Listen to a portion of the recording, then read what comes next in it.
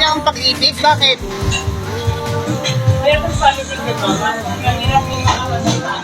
Ah. Bakit iniisip mo na mahirap magtanggap? Ay, matanggap ang isang single mom? Ah. Pero ma'am, siguro... Oo. Ma'am, siguro depende rin sa uri ng lalaki. Kung makadiyos yung lalaki, ready mahalin ka ng buo. Kasi ang pagmamahal naman yung package naman yan, ma'am eh. Ay, ganun ba yun? Bakit? Siguro ma'am, pagka malali yung dipon, parang ang ano na lang sa'yo, bonus na lang ang pag-ibig, no? Tama? Okay yan, ma'am.